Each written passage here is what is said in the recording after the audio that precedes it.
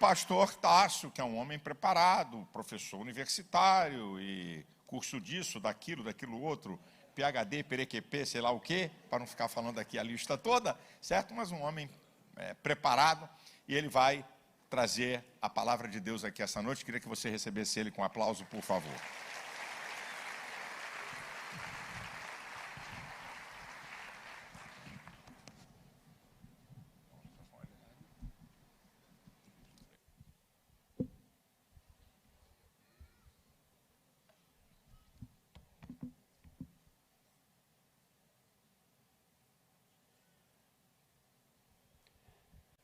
Boa noite, amados irmãos.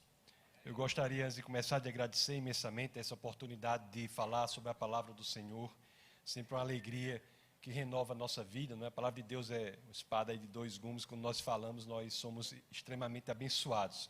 Agradeço imensamente ao pastor Silas por todo o trabalho que tem desenvolvido, não só no ambiente da Igreja Santa, a DIVEC, mas também, né, influência positiva e corajosa no nosso país. Talvez precisemos de mais homens ainda, assim, para que sigam esse exemplo, para que efetivamente nós não entreguemos aquilo que é mais valioso, né, que é a nossa família, os nossos filhos, os nossos valores. Então, muito obrigado pelo que tem feito pelo nosso país. Agradeço ao pastor Odilto, pastor Ronaldo, pastor André, pelo companheirismo, pela forma como nos receberam aqui. Fiquei bastante agradecido pelo carinho, pela dedicação, pela simplicidade com que nós conversamos e também pelas brincadeiras que eu aprendi várias com o pastor aí, tá bom? Então, diante desse agradecimento, vamos curvar nossas cabeças para orarmos e começarmos a palavra do Senhor. Pai, muito obrigado por essa oportunidade, Senhor. Obrigado, Pai, por tudo que o Senhor tem feito na vida de cada um aqui. Obrigado, Pai, pelo Teu Espírito que nos orienta, que nos conselha, que está sempre conosco. Obrigado, Pai, pelo Teu Filho que veio em missão à terra. Graças a Ele, tudo que fazemos aqui tem sentido. Obrigado por Jesus de Nazaré, pelo Cristo, pelo Logos encarnado. Obrigado, Pai, por tudo que o Senhor tem feito por nós. E é no nome dEle, Pai, no nome poderoso do nosso Senhor e Salvador Jesus Cristo, que todos aqui, unissonamente, dizemos Amém. Amém. Amados irmãos, essa conferência de apologética é um marco, acredito eu, né, diante de algumas igrejas relevantes e pentecostais que estão abrindo as suas portas para o estudo da defesa da fé, sem, claro, o crescimento da intimidade com o Espírito de Deus. Eu acredito fortemente que a união do conhecimento e do crescimento na intimidade do Espírito do Senhor farão a diferença. Isso é algo novo, isso é algo corajoso no pentecostalismo brasileiro. Eu agradeço imensamente, né, aos líderes dessas igrejas que têm ido nesse sentido, porque eu sei que isso fará a diferença. E durante esses dias nós falamos muito sobre o conhecimento, não é? Como falamos sobre a revelação de Deus, não só pelos 66 livros das Escrituras, 39 do Antigo, 27 do Novo, como vocês sabem, mas também a revelação por meio da natureza, com base no que o apóstolo Paulo diz na carta aos Romanos, no capítulo 1, verso 20, pelas coisas criadas, nós temos acesso às características do Senhor, do próprio Deus. E eu e confesso a vocês que até quando recebi o honroso convite de compartilhar a palavra com vocês neste dia, eu até pensei em discorrer um pouco sobre o livro de Abacuque, né? Mais especificamente pela ideia de que o justo viverá pela fé, que é algo que não se inaugura no Novo Testamento. Não é no livro de Abacuque nós já temos isso, inclusive de forma literal. Mas aprove ao Senhor, né? E ele falou assim, eu senti a direção de Deus para que hoje nós falássemos sobre uma espécie de contraparte do conhecimento, algo que parece um conhecimento, mas exatamente não é, que é a sabedoria. Imaginei, né? Para que as pessoas não pensem que o conhecimento por si só é algo no qual ela pode se basear para ter uma vida plena cristã. A sabedoria é outra coisa, e nós iremos ver isso. Até porque, amados irmãos, e o pastor sabe muito bem disso, nós vivemos uma época aí cheia de paradoxos, ou de aparentes paradoxos, né? Nós temos uma abundância de conhecimento, mas ao mesmo tempo uma escassez de sabedoria. Precisamos de sabedoria. não apenas de conhecimento, mas de sabedoria. Às vezes o conhecimento sem a sabedoria não nos leva a um lugar muito bom. Disse até, pastor, que o conhecimento nos informa que o tomate é uma fruta. E é a sabedoria que nos diz para não colocarmos tomate na salada de frutas, né? Então, daí nós já vemos uma diferença bastante relevante entre um e outro, porque se ficássemos só com o conhecimento sem a sabedoria, só a salada de frutas não seria boa. Não é? Só a salada de frutas não seria boa. A verdade é que, pastor, o senhor falou aí de formações, eu conheço muitas pessoas no ambiente acadêmico, né, no Brasil e em outros lugares, mas eu tenho que dizer ao senhor e a todos que estão aqui, são muitos homens e mulheres com vários diplomas na parede, mas com vidas despedaçadas. Sim, amados irmãos, essa é uma realidade da qual nós não podemos nos afastar. Sabedoria é sim, meus queridos, mais do que conhecimento. Sabedoria tem a ver com a nossa buscar em Deus. Nós temos que buscar no Senhor a chave para esta habilidade sobrenatural de aplicar o conhecimento. E não só a habilidade sobrenatural de aplicar o conhecimento, mas de aplicá-lo com um fim específico, que é experienciar aquilo que Deus quer que nós tenhamos aqui na terra, que é a plenitude da vida. O sábio, meus amados irmãos, é, antes de tudo, aquele que sabe que vai conseguir em Cristo e não no seu próprio conhecimento, o que se pode chamar de vida com propósito, o que se pode chamar de uma vida plena. O sábio é aquele que entende que, por mais que ele conheça, o conhecimento que ele tem é inservível, é insuficiente para o exercício de uma vida cheia de propósito, cheia de uma vida verdadeiramente plena. Ele entende que é no Senhor que ele poderá obter tudo isso. Em um mundo, meus amados irmãos, quando nós olhamos para esse mundo, né, basta... Eu não sei nem o que vai... Assim, a gente não sabe nem qual é o noticiário de amanhã, mas a gente já sabe do que vai se tratar. Vai se tratar de desgraça, né? Esse mundo é um mundo de desesperança, um mundo um mundo cujo rol de males da existência é encabeçado por coisas terríveis como depressão, ansiedade. Esse é o mundo em que nós estamos inseridos.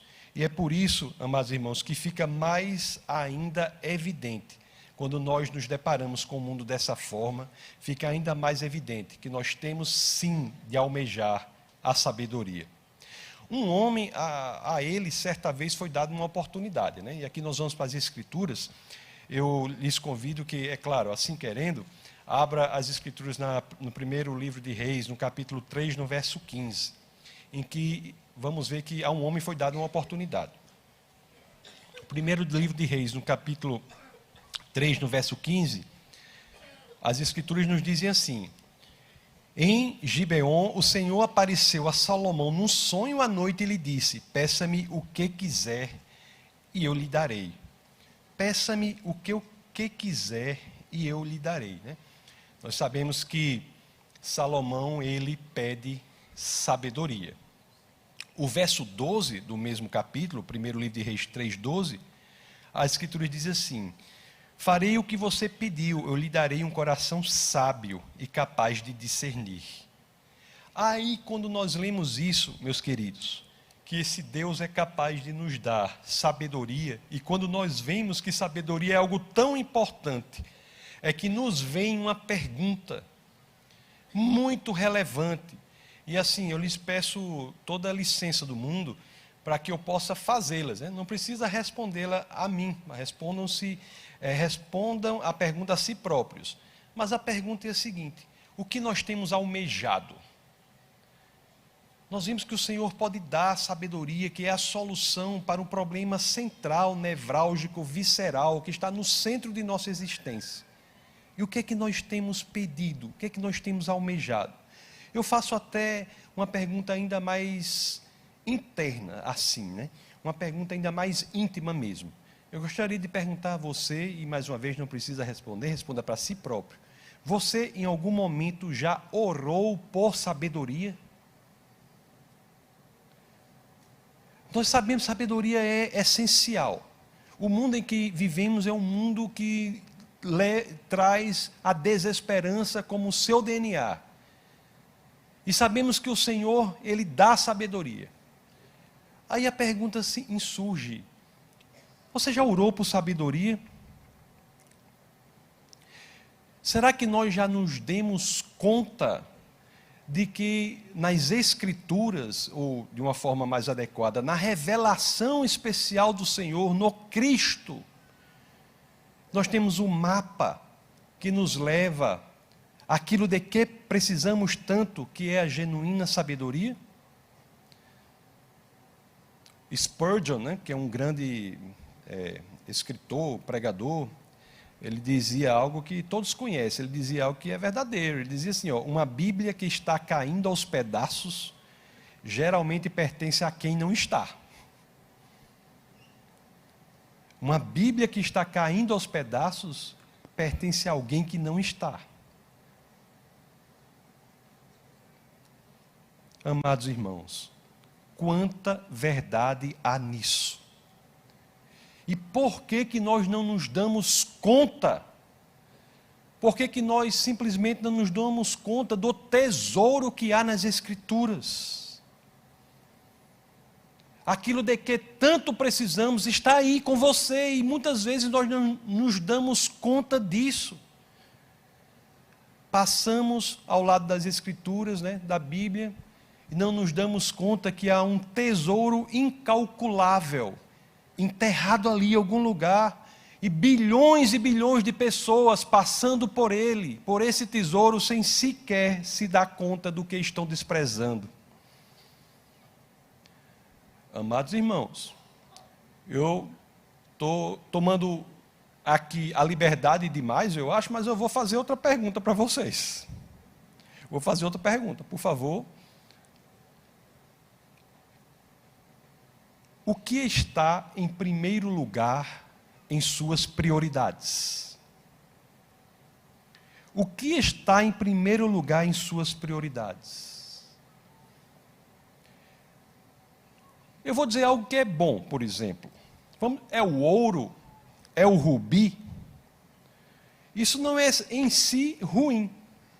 Mas se for isso que está em primeiro lugar em suas prioridades, eu sou obrigado a lhes dizer: não se contentem com tão pouco. Como nos diz o livro de Provérbios, e aí peço a gentileza para que, mais uma vez, assim querendo, abram as Escrituras no livro de Provérbios, vamos ler do capítulo 3, vamos ler do verso 14 ao 18. Vamos ver se o que buscamos, se nós buscamos algo diferente da sabedoria, vamos ver se não estamos esperando pouco, contentando com pouco. Olha o que as Escrituras dizem no livro de Provérbios 3, 14 a 18. Pois a sabedoria é mais importante do que a prata e rende mais do que o ouro. É mais preciosa do que rubis. Nada do que você possa desejar se compara a ela. Na mão direita, a sabedoria lhe garante vida longa, na mão esquerda, riquezas e honra. Os caminhos da sabedoria são caminhos agradáveis, e todas as suas veredas são paz. A sabedoria é árvore que dá vida a quem a abraça, quem a ela se apega será abençoado. São ensinamentos riquíssimos das Escrituras, são coisas valiosíssimas nas Escrituras, e nós devemos estar bastante atentos ao que a Bíblia nos ensina, amados irmãos. Esses ensinamentos que nos levam àquilo que é mais precioso, à sabedoria. E ao nos levar à sabedoria, nos afasta da tolice. Há muitos exemplos, tanto na nossa vida, né, como nas Escrituras, exemplos que devemos fugir, exemplos e ensinamentos que nos demonstram o quão destrutiva é a tolice. Uma das tolices mais destrutivas se dá quando nós, por exemplo, deixamos que o impulso seja senhor das nossas decisões. próprio capítulo 7 aqui de Provérbios, para nos mantermos no livro de Provérbios, nos dá um exemplo de uma decisão tola. Leiamos aqui o capítulo 7, verso 6 do livro de Provérbios. Demonstra uma situação em que Salomão, não é, da janela, observava algo. Olha o que as Escrituras nos dizem. Provérbios 7, 6 a 7. Da janela de minha casa, olhei através da grade e vi entre os inexperientes, no meio dos jovens, um rapaz sem juízo. Um rapaz sem juízo, né, que caminhava ali sem propósito, como tantas pessoas, sendo levado pela deriva da vida, sem ter a perspectiva de um ponto aonde ele quer chegar. Até, amados irmãos, as Escrituras nos dizem, depois iremos ler a partir do verso 14, que uma mulher se aproxima e começa a seduzi-lo. E é interessante que essa sedução tem até uma roupagem de falsa espiritualidade. Olhe como a tolice pode nos levar a caminhos perigosos se não buscamos a sabedoria no Senhor. Provérbios 7, 14 e 15, as Escrituras dizem assim: tenho em casa a carne dos sacrifícios de comunhão. Olha o aspecto da espiritualidade. Tenho em casa a carne dos sacrifícios da comunhão, que hoje fiz para cumprir os meus votos. Por isso saí para encontrá-lo. Vim à procura e o encontrei. E aqui o jovem, diante disso, agindo, deixando que o impulso seja o senhor de suas decisões, ele se deixa levar pela sedução. O verso 21 do capítulo 7 de Provérbios continua assim: com a sedução das palavras o persuadiu e o atraiu com o dulçor dos lábios. Amados irmãos, as Escrituras nos ensinam que não é sábio agir sem consultar o Senhor. É tolo agir sem consultar o Senhor, mesmo quando essa ação tenha eventualmente uma aparência de algo que seja bom. E aqui vem um princípio profundo das Escrituras. Fora do Senhor, mesmo o que aparenta bom, traz consequências devastadoras. Veja que para as nossas ações, o que temos que buscar não está em nós mesmos. O que temos que buscar, a orientação que temos que buscar, está no Senhor. Do contrário, iremos arcar com consequências devastadoras. E é isso mesmo, inclusive, o que as Escrituras nos ensinam. No livro de Provérbios, para que nós nos mantenhamos, no capítulo 7, vamos ler aqui do verso 22 ao 23. Olhe o que acontece quando as tomadas de decisão são feitas sem buscarmos o Senhor. Quando achamos que a confiança em nós mesmos é suficiente para nos proporcionar os elementos de que precisamos para tomarmos decisões sábias. Não, nós somos insuficientes para decidirmos sabiamente. Temos que buscar no Senhor, e aí já se figura, já se explica claramente a diferença entre conhecimento e sabedoria. Sabedoria é a busca diferente. Provérbios 7, 22 a 23, vamos ver as consequências de um ato que não busca no Senhor, um ato, no caso aqui, em que o jovem deixou que o impulso fosse o Senhor de suas decisões, e não o Deus, né, de Abraão, Isaque e Jacó. Olha o que as Escrituras dizem. Imediatamente ele a seguiu como boi levado ao matadouro, ou como servo que vai cair no laço, até que uma flecha lhe atravesse o fígado, ou como pássaro que salta para dentro do assalpão, sem saber que isso lhe custará a vida. Queridos, assim é a vida. Assim é a vida. A vida traz um sem número de alçapões com iscas tentadoras. E não só no caso aqui, no âmbito da sexualidade, mas também no âmbito do poder, no âmbito do dinheiro. Faça uma lista de suas prioridades, mentalmente. Faça uma lista das suas prioridades. O que estiver em primeiro lugar, este é o seu Deus. Este é o seu Deus. Deus, às vezes, que fazem promessas, né? Muito grandes, como o dinheiro, por exemplo, que não serve para ocupar o lugar do Senhor. Fazem muitas promessas, esses falsos deuses, mas não são fiéis para cumpri-las. O sábio não. O sábio, ele busca a orientação de Deus, independentemente de quanto dinheiro tenha, independentemente de quanto conhecimento tenha, independentemente de que cargo ocupe, de que poder exerça. Ele sabe que por mais que tenha nele mesmo, é insuficiente para a decisão genuinamente sábia. Ele vai buscar no Senhor. Porque, meus queridos, todos os caminhos fora do Senhor só levam a um lugar, e esse lugar é a morte. Aliás, não é assim que termina esse capítulo sobre o qual nós estamos nos debruçando, que é o capítulo 7 do livro de Provérbios? Se não leiamos o verso 27. Por favor, abra as Escrituras. Em Provérbios 7, 27. Olha o que as Escrituras nos dizem. A casa dela é um caminho que desce para a sepultura, para as moradas da morte. Amados irmãos, aqui eu vou ter que sublinhar, veementizar, jogar luz sobre um princípio que é cheio de obviedade. É óbvio, mas eu não posso deixar de dizê-lo. Um princípio óbvio, mas eu tenho que dizê-lo porque são tantos os que o negligenciam. Não posso passar por essa oportunidade de falar dessa passagem sem falar desse princípio que é óbvio, mas é extremamente negligenciado pelo povo de Deus.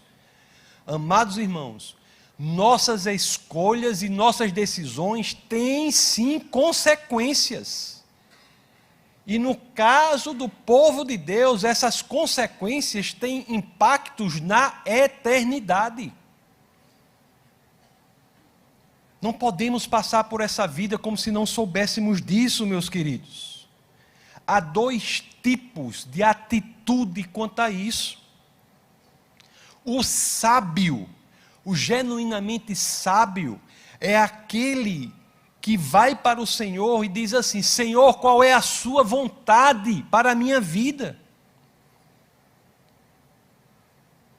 Senhor, qual é o seu projeto para a minha vida? Os pastores genuínos, pastor falando aqui da visão que Deus deu para ele. Ele tem uma visão que Deus deu que tem a ver com reino. Qual é, Senhor, o seu projeto? Senhor, eu quero que o meu projeto se adeque ao seu projeto. Senhor, que o seu projeto se torne o meu projeto. Quando o sábio entende que por si só ele não pode construir um projeto que seja viável, ele entende que a sabedoria necessita da busca do Senhor, ele vai agir trazendo para si o projeto que é do Senhor. Em oposição a isso, nós temos uma outra postura que é a do tolo. O tolo não busca o Senhor, ele quer impor ao Senhor as suas vontades, os seus quereres e os seus desejos. O tolo não diz: Senhor, que o seu projeto seja o meu projeto. Não. O tolo diz: Senhor, que o meu projeto seja o seu projeto. O tolo quer impor ao Senhor um projeto dele mesmo. O sábio é aquele que busca a vontade de Deus. O tolo é aquele que quer impor a sua vontade a Deus. E é interessante, pelos mecanismos mais profundos, né, da psique, as respostas psicológicas internas que nós damos para solucionar esses conflitos que aparecem, quantas são as vezes E quando isso ocorre é tão perigoso. Quantas são as vezes que nós vestimos a nossa vontade com a roupa da vontade de Deus?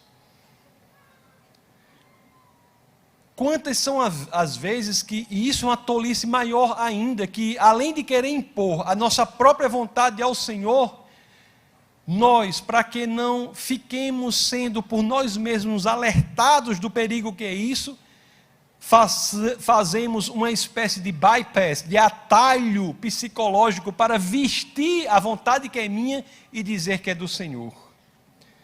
Amados irmãos, muito cuidado com isso. Muito cuidado para discernir o que provém de Deus e o que provém de nós mesmos. O conhecimento é muito importante. Nós vimos isso aqui na apologética, é importantíssimo. Mas ele é inservível se não for colocado em uma perspectiva de sabedoria, de buscar no Senhor o projeto dele, para que apliquemos o conhecimento no projeto que é de Deus. Eu vou dizer uma coisa para vocês. Muitas vezes nós temos desejos, projetos próprios, que não são atendidos por Deus. Assim, não projetos de Deus para a nossa vida, nós temos projetos nossos que Deus não atende. Mas eu também tenho que dizer a vocês, eu não sei vocês, mas eu nem sei a desgraça em que eu estaria hoje se todos os meus desejos tivessem sido atendidos. Se todos os meus desejos tivessem sido atendidos, eu acho que eu estaria numa desgraça tão grande. Nossos desejos, amados irmãos, eles mudam ao sabor do vento. Os nossos desejos próprios, pessoais, nossos quereres, como eu tenho dito, nossas vontades, elas mudam. Como é que nós queremos construir os alicerces de nossa vida em desejos que são tão vulneráveis, tão mutáveis, tão céleres? Como é? O sábio é aquele cujo projeto de vida é alicerçado em quê? Na submissão ao Senhor. Talvez agora nós possamos entender profundamente o que as Escrituras nos dizem no livro de Provérbios, no capítulo 9, no verso 10. Olha o que as Escrituras nos dizem. Provérbios 9, 10. A primeira parte. O temor do Senhor é o princípio da sabedoria. Quando nós tomamos as nossas decisões com base naquele que não mudou ontem, não muda hoje, não mudará amanhã, nós estamos construindo a nossa vida numa base sólida e imutável. Não sei se eu estou conseguindo ser claro, meus irmãos, meus amados irmãos. Mas quando nós, assim, genuinamente entendemos, e eu tenho dito aqui que a distância mais importante que todos nós temos que percorrer, importantíssima, embora não tão longa, mas é importantíssima, é aquela distância que separa o cérebro do coração. Então, quando nós entendemos, não apenas com o nosso cérebro, mas genuinamente com o nosso coração, que a sabedoria não é uma construção nossa, é algo que vem do Senhor. Quando nós entendemos isso efetivamente e vivemos dessa forma, tudo muda. Nós ficamos maravilhados. Isso é algo revelador, libertador. Isso nos dá segurança. Isso nos enche a vida de propósito, de sentido. O próprio livro de Provérbios nos traz algo revelador. As Escrituras são incríveis. Porque todos sabemos que precisamos de sabedoria, a sabedoria não é de nós. Mas o que é a sabedoria? Vamos nos aprofundar nas Escrituras, vamos pensar o que é a sabedoria. Você pode dizer aí, não, tudo bem, eu já entendi que o conhecimento por si só não é suficiente, eu preciso da sabedoria. Eu entendi que todo o esforço apologético que foi feito de forma muito dedicada pela organização, pelos palestrantes, por todos os envolvidos, pela senhora que fez a maravilhosa feijoada, todo o esforço que foi feito aqui, pelos pastores que autorizaram, Nós entendemos que isso foi algo maravilhoso. Mas entendemos também que para que tenhamos uma vida efetiva no Senhor, plena, precisamos de algo diferente. Que a sabedoria não vem de nós, vem de outra fonte. Aí as Escrituras nos dizem algo profundo aqui.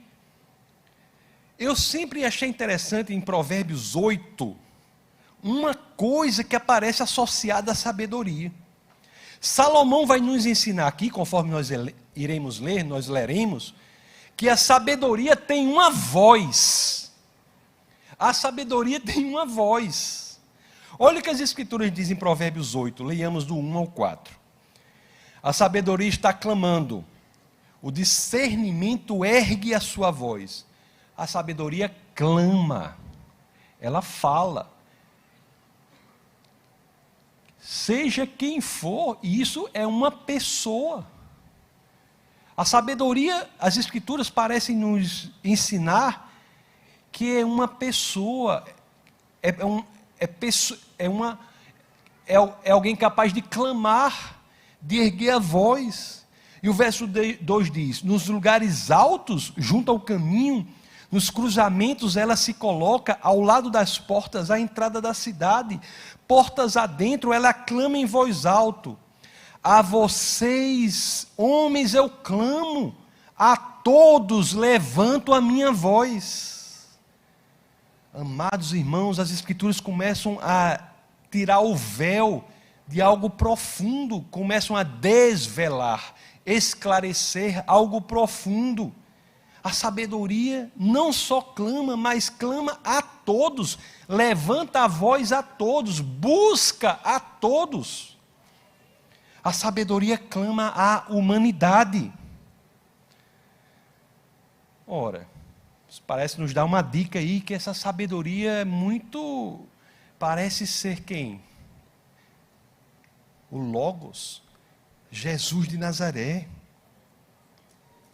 Amados irmãos, Jesus desde o início sempre veio e agiu em favor do homem. É interessante que no dia da queda, se vocês me permitem o capítulo 3 de Gênesis, né? No dia da queda, eu tenho a impressão que Jesus apareceu ali, em teofania, claro, ao casal, e já age em favor da humanidade. Gênesis 3:21, o que é que diz?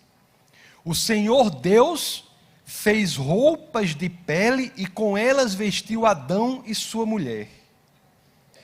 Amados irmãos, essa pele era uma pele sintética de animal? Não. O que foi que houve ali pela primeira vez? Até ali a morte era desconhecida. Mas o Senhor Deus vem no dia do pecado. Depois do pecado, o Senhor Deus vem, faz roupas de pele e com ela veste Adão e sua mulher. Se até ali, meus queridos, a morte era desconhecida, em decorrência do pecado, o sangue de um animal foi derramado para que a pele fosse usada para cobrir a vergonha da humanidade. Deus sempre, na pessoa de Jesus, agiu em nosso favor. Sempre. Aquele casal deve ter ficado boquiaberto, estupefato, impressionado com o advento da morte, demonstrando que o pecado necessita o derramamento de sangue. Recurso pedagógico, inclusive, para ensinar o que aconteceria séculos depois, no sacrifício perfeito de Jesus de Nazaré na cruz. Jesus, que séculos depois viria como carpinteiro, esteve ali, com Adão e Eva na função de alfaiate. E assim tem sido durante todo o tempo. Até mesmo no texto bíblico sobre o qual nós estamos nos debruçando, até mesmo com Salomão, que escutava a voz do Logos, do Cristo, e identificava que aquela voz era a voz da sabedoria. Amados irmãos, Jesus é a sabedoria de que precisamos. Ele é aquilo de que precisamos. Jesus é a sabedoria cuja voz Salomão registra aqui 1000 antes dele vir e encarnar na terra. A sabedoria, o Logos, por meio de quem, e isso nós vimos no nosso bate-papo aqui sobre Deus e o universo, é o Logos por meio de quem tudo é criado, se volta para toda a humanidade. E é esse Logos, essa sabedoria que é capaz de consertar a minha vida, é capaz de consertar a sua vida. Interessante que o apóstolo João, quando falando sobre Jesus de Nazaré, nos diz assim, abramos no Evangelho de São João, por favor, no capítulo 1, no verso 3. Eu sou assim, eu sou pentecostal, mas eu chamo São João, eu chamo essas coisas assim, porque às vezes eu até chamo evangelista, pastor, os 4 evangelistas, eu falo os 4 biógrafos de Jesus, porque tem lugar que eu falo que tem que falar nessa linguagem. O filósofo Paulo. João 1,3 diz assim, todas as coisas foram feitas por intermédio dele, sem ele nada do que existe teria sido feito. Todas as coisas foram feitas por intermédio de Jesus. Sem ele, nada do que existe teria sido feito. Aí, olha aqui como Salomão registra, como ele discorre sobre a voz da sabedoria. Vamos lá para Provérbios 8, 27 a 30. Olhe se essa sabedoria não é Jesus. Olhe que Provérbios 8, 27 a 30 diz. Quando ele estabeleceu os céus, lá estava eu. Quando traçou o horizonte sobre a superfície do abismo, quando colocou as nuvens em cima e estabeleceu as fontes do abismo, quando determinou as fronteiras do mar para que as águas não violassem a sua ordem, quando marcou os limites dos alicerces da terra, eu estava ao seu lado e era seu arquiteto. Dia a dia eu era o seu prazer e me alegrava continuamente com a sua presença. Jesus, o alfaiate, o arquiteto, o carpinteiro, a sabedoria que nos salva de nós mesmos. É isso, meus irmãos, e é poderosíssimo. Por ser Jesus a sabedoria, quando nós entendemos isso, abrimos uma possibilidade enorme para enchermos o nosso coração de sabedoria. Por quê? Porque a sabedoria de que tanto precisamos não precisa ser adquirida por nós. Nós podemos ter a vida plena em Cristo Jesus, que é Ele a sabedoria para a nossa vida. Não é pelo esforço do nosso braço, não é pelas articulações neuronais, as sinapses cerebrais, não é pelo nosso trabalho árduo. Outras coisas são legitimamente adquiridas assim, mas a sabedoria não, aquilo de que mais precisamos não depende de nós, está disponível a todos que simplesmente quiserem entregar a sua vida ao Senhor. Olha, se nada mais você se lembrar desta simples mensagem de hoje, há algo que eu gostaria de insistir que você mantivesse, guardasse em seu coração. Jesus é a sabedoria de Deus para a nossa vida. Eu posso até imaginar, meus amados irmãos, eu posso imaginar o coração palpitante, o coração do apóstolo Paulo, um homem inteligentíssimo, aliás, um homem, é Saulo e Paulo, né? Ele não mudou, tinha os 2 nomes, um homem que poderia exercer qualquer função em Roma, um homem genial, que entendeu isso. Entendeu isso. Eu posso imaginar o coração dele, né? O coração dele, quando teve essa revelação. Um homem inteligentíssimo como Paulo. Paulo, que foi treinado aos pés de Gamaliel, que era neto de Hilel, fundador da maior escola judaica de todos os tempos. Um homem com uma formação de envergadura, de fôlego. Olha o que ele diz aqui, a revelação quando ele escreve a sua primeira epístola aos Coríntios, no capítulo 1, no verso 30. 1 aos Coríntios 1:30. É, porém, por iniciativa dele que vocês estão em Cristo Jesus, o qual se tornou sabedoria de Deus para nós, isto é, justiça, santidade e redenção. Paulo, o maior filósofo das Escrituras, tirando Jesus de Nazaré, claro que com ele não dá nem para competir, né? Paulo nos diz que Jesus é sabedoria de Deus para nós. Na carta aos Colossenses, no capítulo 2, verso 3, ele diz: nele estão escondidos todos os tesouros da sabedoria e do conhecimento. Em Cristo Jesus nós temos a sabedoria, meus amados, de que precisamos para a vida plena. Se você necessita de sabedoria, saiba que é disponível em Cristo Jesus. Sabedoria para a vida plena. Jesus nos dá a vida plena. Não é tão conhecido o verso de João 10:10. O ladrão vem apenas para roubar, matar e destruir. Eu vim para que tenham vida, e não uma vida qualquer, uma vida em plenitude, em abundância. Esta é a sabedoria que está disponível para nós. Se você quer sabedoria, o caminho é Cristo. Interessante que esse convite de Cristo, ele está sendo feito, né? Desde a queda até o dia final. Ele não estará sempre disponível, não. Chegará um momento aí que... Mas o convite hoje está aberto. E para nós nos mantermos no livro de Provérbios, eu vou dizer só mais uma coisa que é impressionante. Esse convite do Senhor para si próprio, que é a sabedoria, é um convite que é destinado a uma característica do coração, pessoas com características no coração. Quem é que você convidaria para a casa da sabedoria?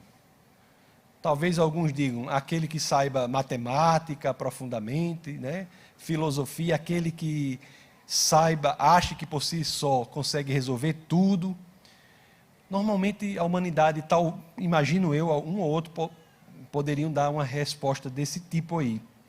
Mas vamos ver a quem esse convite é destinado, para a sabedoria de que precisamos para tudo na vida. Vamos ver se você precisa cumprir algum requisito para ficar elegível, para receber a sabedoria para a vida plena de que todos precisamos. Vamos ver se você atinge esses requisitos. Provérbios 9, vamos ler do verso 4 ao 6. Olha o que as Escrituras dizem, meus queridos irmãos.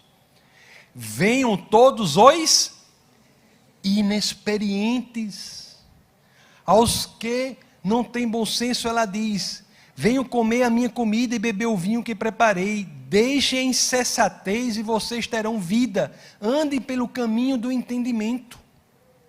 Venham todos os inexperientes. A sabedoria genuína não convida aqueles que se acham sábios. A sabedoria não é para aqueles cujo coração se acha melhor do que outros. A sabedoria convida, de acordo com as Escrituras, os inexperientes. Quem são os inexperientes? Todos que reconhecem a sua necessidade desta sabedoria. Todos os que reconhecem a necessidade de Cristo para a vida plena. A sabedoria diz assim, meus queridos, olha se você atende esse requisito, para você ter a vida plena de que precisamos. Todos precisamos. Venham todos os que já erraram na vida. Todos os que querem consertar os seus caminhos. Todos os que tomam decisões erradas, mas se arrependem. A sabedoria, criadora dos céus e da terra, que tudo sabe, está chamando você. Todos os que buscam propósito, os que buscam sentido em sua existência. Venham essas pessoas que entendem que precisam de Cristo Jesus para dar sentido a esta vida absolutamente sem sentido. Em Cristo nós vemos a capa do quebra-cabeça montado. Aqui, sem Ele, nós só vemos peças aleatórias que não conseguimos nem conectá-las. Cristo está se mostrando, se ofertando a todos o que sentem a necessidade dEle. Amados irmãos, este sou eu, este é você. E a boa notícia é que nós estamos na lista de convite do Senhor. Nós estamos na lista de convite do Senhor. Agora acontece que esse convite, já viram aquele convite que tem assim, RSVP? Responder, s'il vous plaît? Responda, por favor. Já viu esse convite? Esse convite vem com esse RSVP. Quem convida é educado, né? Porque você tem que ter uma... Não é... Ele convida. Esse convite traz um pedido de resposta de nossa parte. Você não precisa saber nada. Mas você precisa só saber se você quer de fato entregar sua vida à sabedoria. Se você quer entregar sua vida ao Senhor. O fato, meus queridos, é que a vida plena, que para tantos parece inalcançável, está a uma oração de distância. A sabedoria de que tanto precisamos está a uma oração de distância. Depende unicamente de você. Nós vamos orar, né? Eu vou convidar o pastor Silas, o senhor pode fazer uma oração de reconciliação, assim que o senhor faz. Vamos convidar o pastor Silas para fazer uma oração de apelo, de reconciliação para todos os que entendem que precisam de sabedoria, para os corações rendidos, para os corações que se acham inexperientes perante ao Senhor, para aqueles que precisam de vida plena, para aqueles que precisam viver de forma diferente, que precisam olhar para a nossa própria vida de uma perspectiva da eternidade, da sobrenaturalidade, para aqueles que precisam equacionar os problemas que sabemos que por nós mesmos não podemos.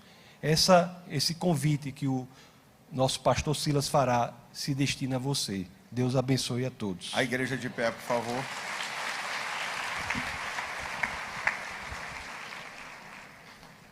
Se convida para tanta coisa, se oferece tanta coisa. Efêmera, passageira, momentânea, mas o convite para algo extraordinário que transporta você para a eternidade. A sabedoria que se manifesta na sua vida para um bom viver na terra, mas te conduz ao triunfo da eternidade. Que pastor, que padre, que papa, que religião, que minha igreja não pode dar. Eu queria fazer um convite a você a entregar a sua vida à sabedoria de Deus e ao poder de Deus, chamado Jesus Cristo, Senhor, que muda, perdoa, transforma a nossa vida pelo seu poder, pela sua grandeza. Eu queria fazer uma oração, se é que alguém aqui essa noite, eu quero fazer um convite a pessoas que conhecem o Evangelho e estão completamente afastadas dele. Você está com falta de sabedoria. Você precisa voltar à sabedoria. E pessoas aqui honestas, sinceras, que têm fome da verdade e de uma vida plena que se conquista com a sabedoria de Deus, que é Jesus Cristo. Se esses dois grupos de pessoas que estão aqui querem tomar uma decisão de entregar realmente a sua vida ao Senhor, o pregador não falou de religião, não falamos aqui de questões da minha ou da sua religião, mas de Jesus Cristo, como diz Paulo em Colossenses, como foi dito, capítulo 2, versículo 2 e 3, que nele está escondido todos os tesouros do conhecimento e da sabedoria de Deus, que quer manifestar para uma vida plena. Se você quer, de maneira voluntária, eu convido você a sair do seu lugar, pedir licença onde você está, descer da galeria e fazer o que um dia eu fiz e que a massa aqui desse povo fez. Vim aqui à frente para receber uma oração da igreja que manifesta a sabedoria de Deus aqui na terra. Você quer? É só isso. É o convite mais precioso e mais importante para que você possa se banquetear com a sabedoria de Deus, que é Jesus. Se tem alguém aqui essa noite que quer entregar a sua vida a Ele, quer voltar à sabedoria que é o Senhor, há uma voz aí no seu coração que é o Espírito Santo, e eu quero orar por você, porque Deus tem algo extraordinário a revelar a você, que você não tem, que você não sabe, e que eu não tenho para lhe dar, mas que o Senhor tem. Vem aqui à frente, eu vou orar por você. Eu quero orar por você. Você não precisa ter medo, não precisa ter vergonha. Né? Deus te abençoe, querido. Pode chegar aí. Isso. Eu sei que tem outras pessoas aqui. É o que você precisa.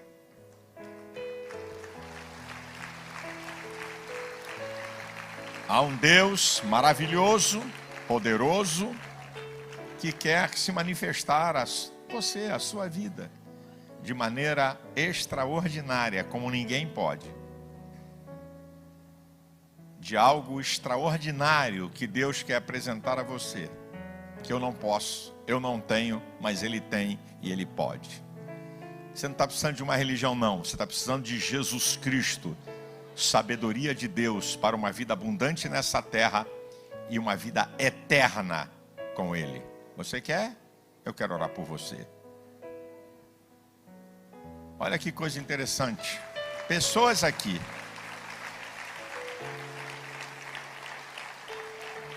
que já tiveram conhecimento dessa sabedoria, mas como disse o pregador,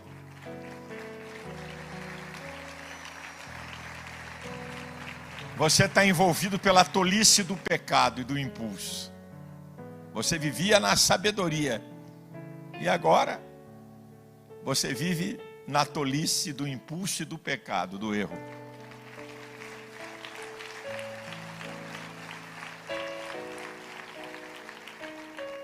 E diz a Bíblia, né, que a cobiça da carne, a cobiça dos olhos e a soberba da vida, elas passam.